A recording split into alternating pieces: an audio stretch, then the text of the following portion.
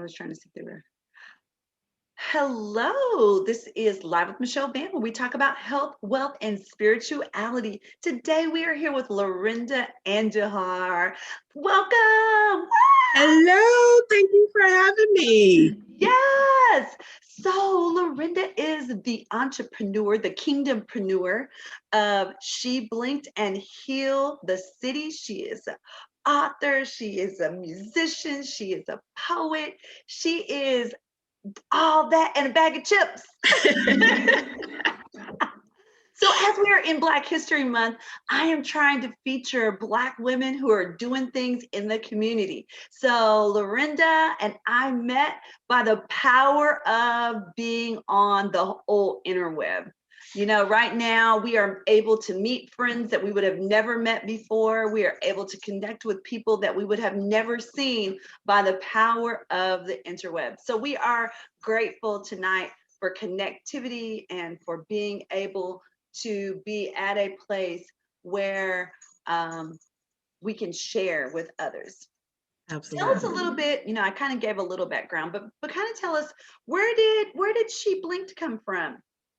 She Blinked actually came from, working in the retail environment and being in talent development for over 27 years. Mhm. And I saw, people coming to work and I saw that from a leadership perspective that leadership can be found at all levels, but not everybody understands that the Mhm. person that is sweeping the floor has leadership potential and that you can learn from that person. Mhm. So that's where She Blinked LLC came from. It's as a talent development individual and then getting associated with the John Maxwell leadership team. So that's how She Blinked came along. So where do you see, you know, right now with social media being so present, you know, people are on TikTok and people are trying to find, you know, that one little spot where they can shine and they can, you know, make their move. What are you seeing happening with the talent and that whole piece as the social media is really taking over?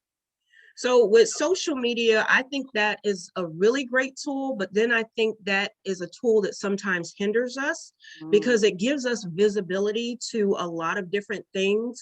And if I'm soul searching and I'm trying to find out who I am from a leadership perspective, from a personal development perspective, and everybody is throwing out information, right? And I'm not doing the research, I could kind of hinder and stunt my own growth.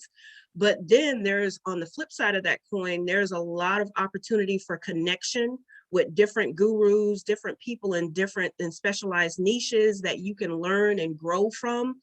But just being able to decipher what information is true, what information is relevant, what do I need, and then throw the rest away is what social media has done for us. But there's a lot of great opportunities with social media. So how do you see, you know, if you're having a young person that's coming to you and they're saying, you know, hey, I really am just trying to figure out who I am. You know, at the end of the day, I've gone to school, I've graduated, I maybe even have a degree, but I have no idea what the heck I'm supposed to be doing with my life. How do you kind of guide them? So first of all, I'm going to allow them to do most of the talking Mhm. because they have to come to their own conclusion. If I give them what I think they need, they're not going to own it and they're going to fail. So my thing is, what is that one thing inside of you that keeps you up at night? What is that one thing that you can't let go of? What is that one thing that if you put it down tomorrow, you just die, you'd wither? What is that thing that is pulling you that no matter what else you pick up, you can't put this one thing down? And that's where we start. And Mhm. then we discover why that's important to you, and how you can not only monetize that, but how can you use that to walk in your purpose, because it's not always about monetizing that gift. It's about walking that thing out and learning everything you can about why we're born. So let's talk about that because I think that monetizing piece has become so Americanized. We in Mm-hmm. America, we are so money driven. We are so materialistic. Right. Um, as we are figuring out a purpose, as we Mm-hmm. are walking in our God given talents, money becomes so clouds so much. It murks up the water. Mhm. So what are you telling people as it pertains to that? As it pertains to monetizing, because everybody is a coach these days. Everybody's got a gimmick and a potion, Right. and how do we get people to understand that yes, you do need to make money, you do need to make a Mhm. living, but there is a piece in which we can't be gimmicky. Yeah. So I love the fact that you brought that up because number one, most people don't know that I've been doing Heal the City for about 27 years. I never called it Heal the City though. Mhm. Talking to people, getting them to understand their purpose, getting them to walk through it. And till this day, I really haven't monetized Heal the City. Mhm. And the things that I do to get money for Heal the City actually just go back into giving people free counseling. So Teddy Roosevelt said, people don't care how much you know until they know how much you care. Right. Number one. So if you go in this thing thinking that you're going to make money right off the bat, you're going to be frustrated. You're going to drop it because it's not going to give you the increase that you want. It's going to be 3 to 5 years before you can even get out of the red to get Mhm. into seeing the black. Mhm. So getting people to understand that as you're walking in your purpose, you're going to be able to get the people that need to see you to see you. You're going to be building your brand. You're going to be getting people to trust you, to getting them to understanding you. And going in it after money right off the bat is not going to get you those results. And it's going to get you a short-lived results if you're looking at how can I monetize this. So understanding your brand, understanding who you are, understanding your niche, understanding who you are as a person, understanding that people buy into the leader before they even buy into your Mhm. vision. That is good. So if I am going out there, sell, hey, my name is Laurinda, let me sell you this, people are going to get turned off about that. I'm Mhm. on LinkedIn.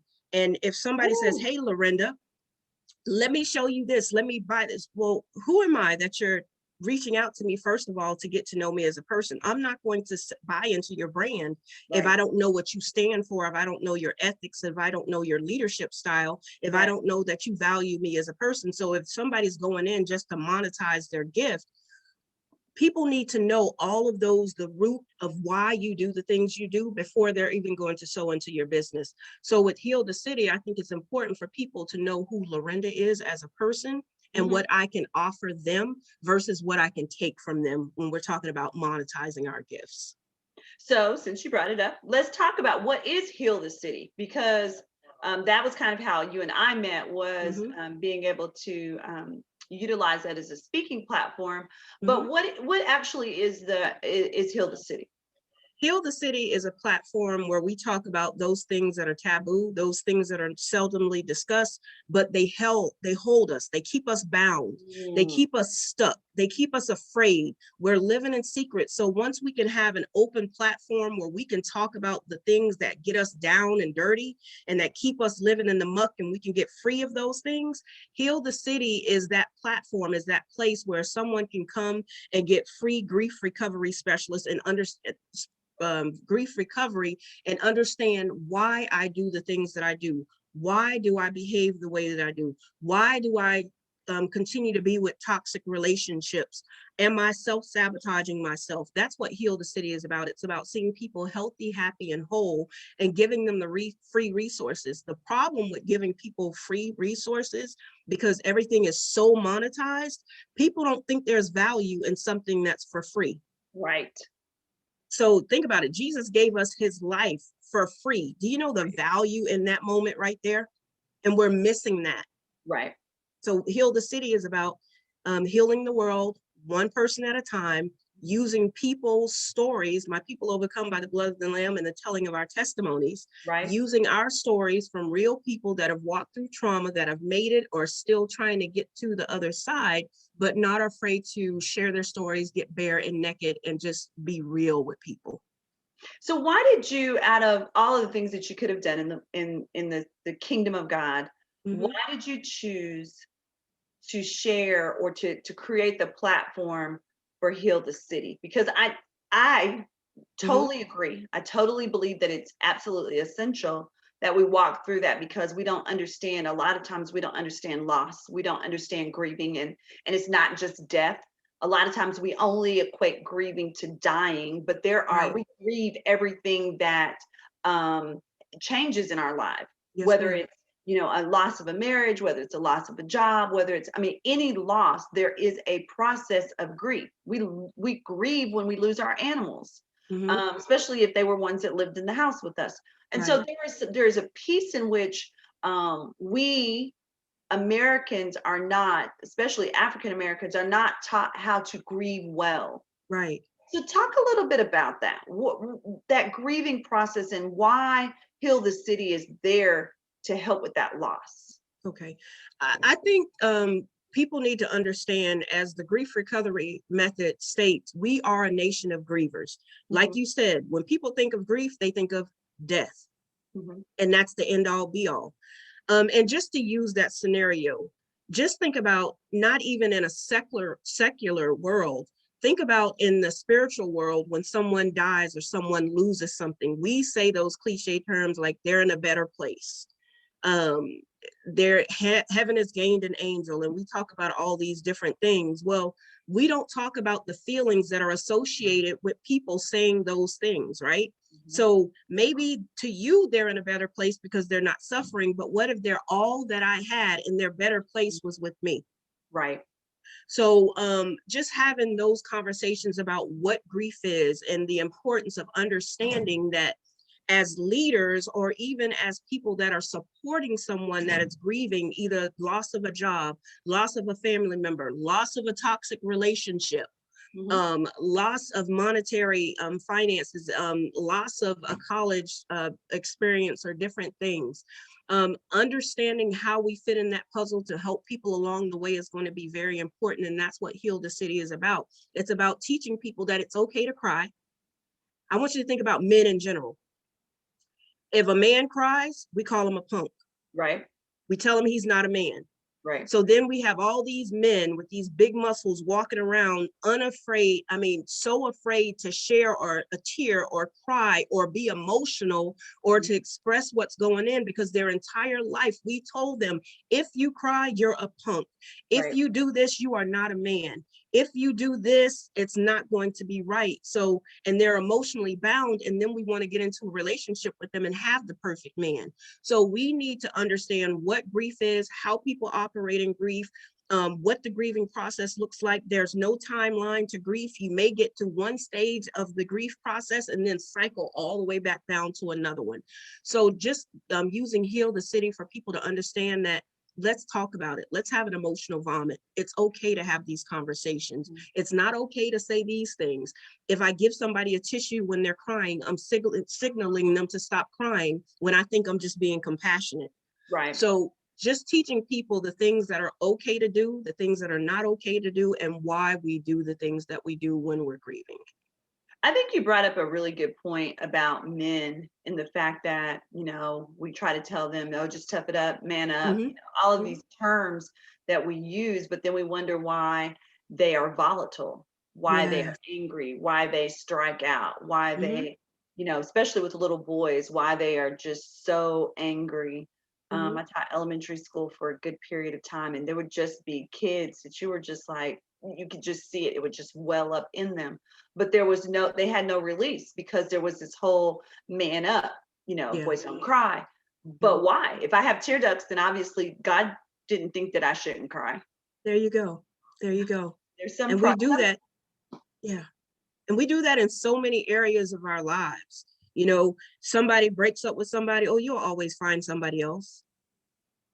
Okay, I may find someone else, but that we may not have the same relationship. We may not have the same goals. You don't know what we built. Or if I, even, what I thought was very interesting when I lost weight.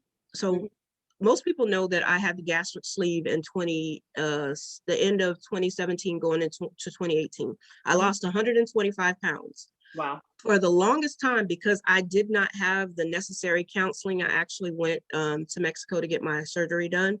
But because I didn't have the necessarily counseling, and I didn't do the work that I needed to do to be where I needed to be, Hmm. for almost a year, I wore the same size clothes that I had before I had the surgery, because it's all in here. Everything that we do is in here. You have to get the mind under subjection to understand the process that we're walking through.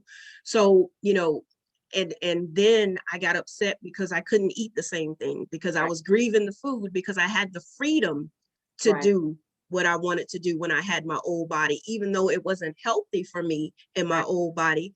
I grieved those type of things.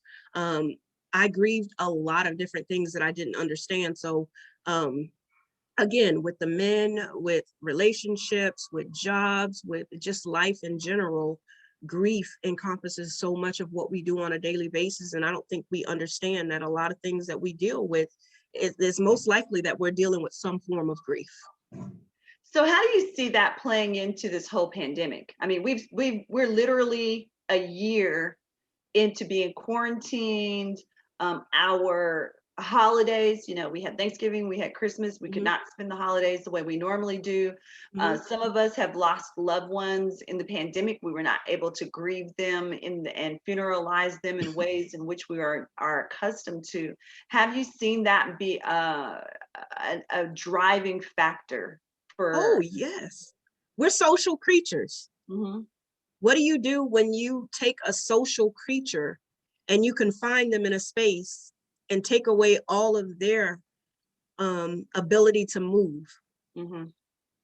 Even to the point to we see where people are with the mask. They're Right. fighting these things. They're tearing up cities, they're going to war over wearing a mask. Mhm. So I take it back to the children. So we take the children out of social environment Mhm. and we put them in the home, and then we're going to teach them from home. You got a parent that's not educated Right. in the like the educators are to deliver this content. Mhm.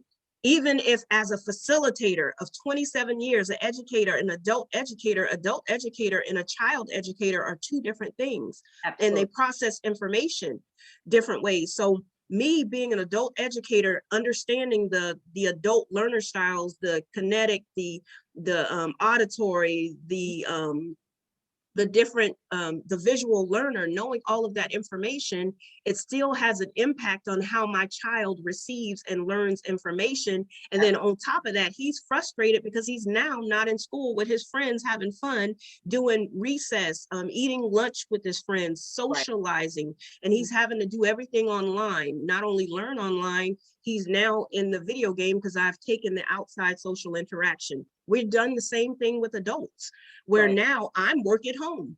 Right. So as a work at home employee, I'm now working more hours at home than I did at work. True. So now when I used to be able to disassociate myself with work, have some downtime, I Mhm. no longer can have that.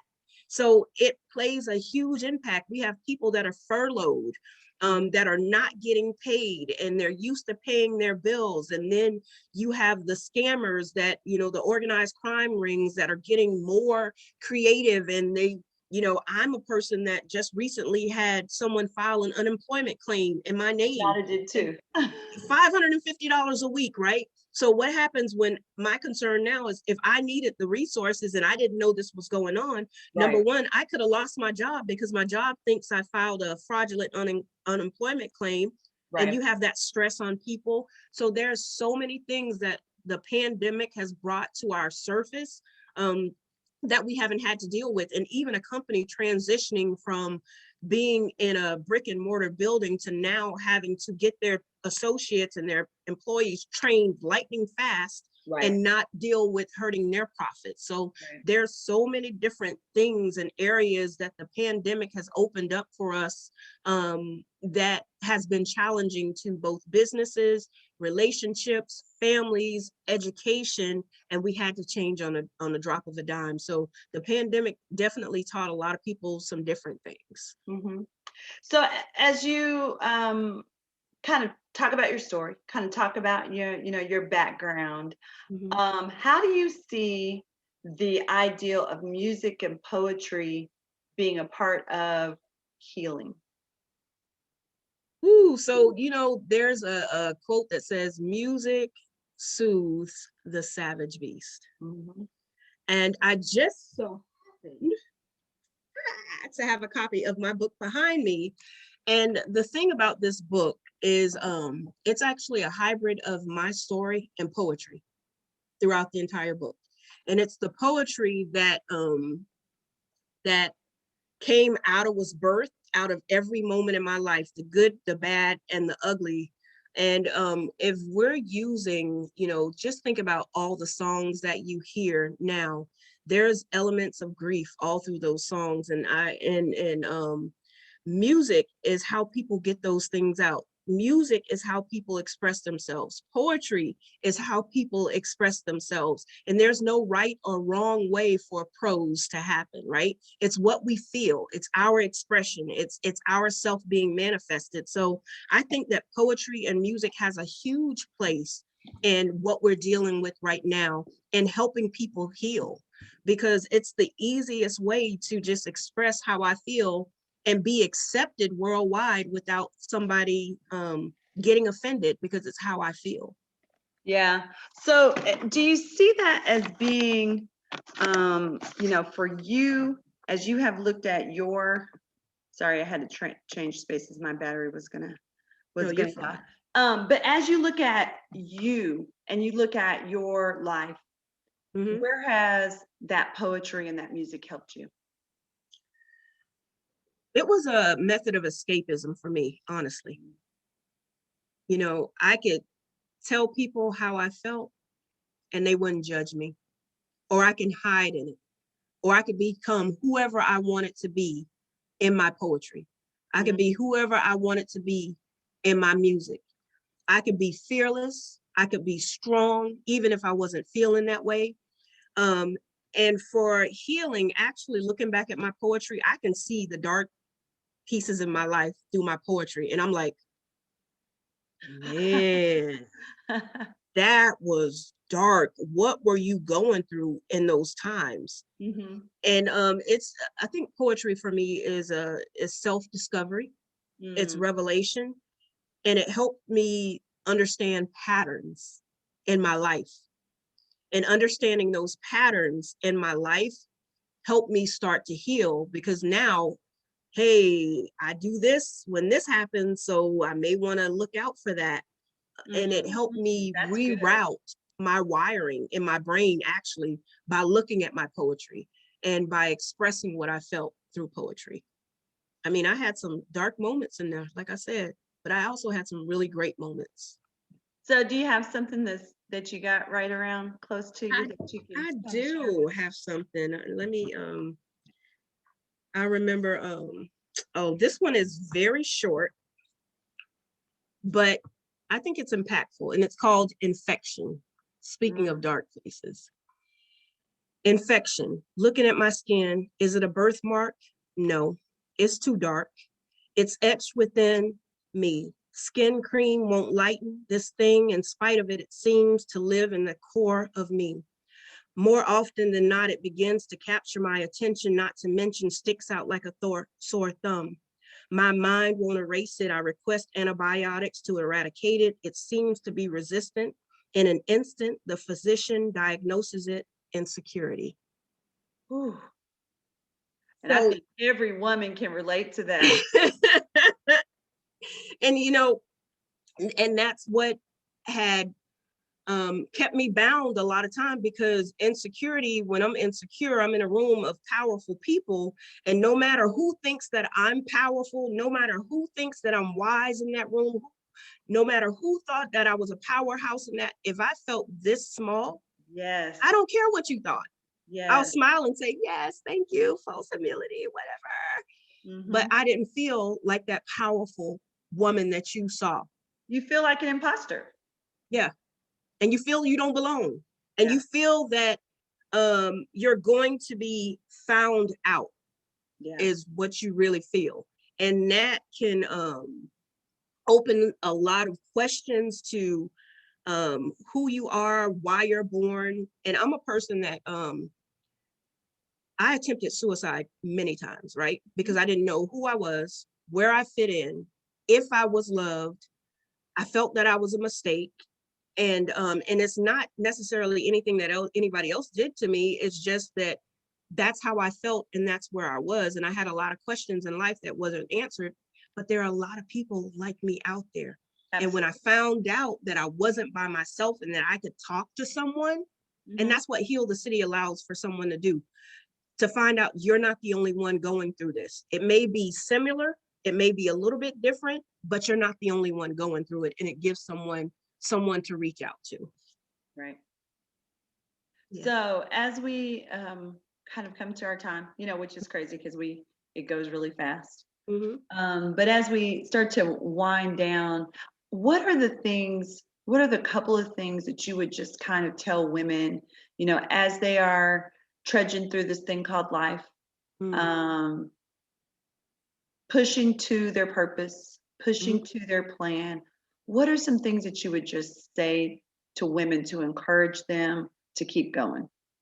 First of all, and we hear this all the time, but you really got to think about it. Give yourself some grace. Mm, We give everybody else grace, but we rarely extend it to us.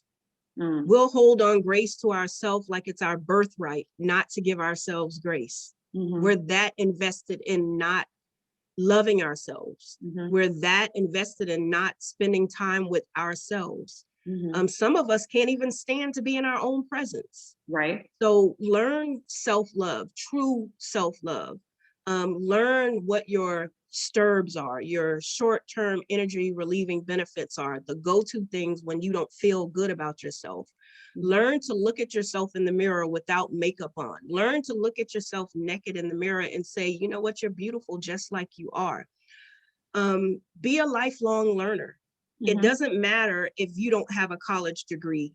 Um, if you're in your niche, find what that is and learn. Hone your craft, learn your skills. Don't compare yourself to your sister because Mhm. we don't know what she went to get through what get what she went through to get to where she is. Right. Live life on your own terms, but set boundaries for everyone, including yourself. And then the last thing, you're not obligated to be anybody's savior and not even your own. That's good. Boundaries are good, and I'm not a savior because wow, because Yeah. too many times we get stuck in going back to that toxic relationship. And those are not always sexual relationships, but just relationships. We get in toxic relationships because we're Mm-hmm. trying to save people that don't Yeah. want to save themselves. Right. And that's, take it back to pastors, because I have a lot of friends that are pastors, and I hear them, all these requests, pastor, pray for me, pray for me, pray for me. And I'm looking at the people that are asking the pastor to pray for them that won't pray for themselves. Right. That part. Mm-hmm. Because where's Mm-hmm. your daily practice? Oh my goodness, absolutely. So tell people where they can find you. What's your social media? What are your websites? All right. So I am www.laurindaandujar.net is the website for me. You can find me at I am Laurinda Andujar on Instagram, She Blinked LLC on Instagram, on Facebook, Laurinda Andujar, She Blinked LLC, Heal the City Inc., Laurinda Andujar on LinkedIn, at Passionsgate, Pashunsgate, had to get creative with the spelling, on Twitter. And then it's Lala on Black Twitter. And then we have the podcast that is Candid Conversations with Friends that is coming shortly. I saw that. I saw your advertisement for that. I was like, oh, this is cute. This is cute, cute, cute. Yeah, well, let us know when you get your podcast going and that's up, and we can share that out so that people can connect and Yes, make ma'am. sure that they are having those connections, because I believe that we do live in a really big world, Mm-hmm. but that really big world, because of the social media, because of the cyber space that we live in, has become so much closer together. And we've been able, Yes. like I said at the beginning, we've been able to gain friends and relationships with people that we never would have met before, because our Absolutely. worlds would not have come together. But because of social media, because of being able to be connected through the cyber world, we are able to bring our worlds together and to be able to share the things that God has done for us, the Yes. testimonies that we have experienced, and just the healing that needs to happen not just in us, because we're healed every time that we tell our story, and every time that Yes. we begin to push forward, and we can talk about it this time without crying. We can talk about it Right. this time without it, totally tugging on us. And so every time we can share that, we are healed, and we are being healed, and walking in that deliverance. And so we appreciate that. We appreciate you sharing some of your story and some of what you do and why you do it. And definitely we'll be hitting you back for some of that poetry, because we're always looking for ways in which we can connect our sisters together in our passions. So thank you again. We appreciate it. Make sure that you look her up, look up Laurinda, and make sure that you connect with her on social media. We thank you for being with us. This is Live with Michelle Van, where we talk about health, wealth, and spirituality. God bless you, and go be a blessing to somebody else.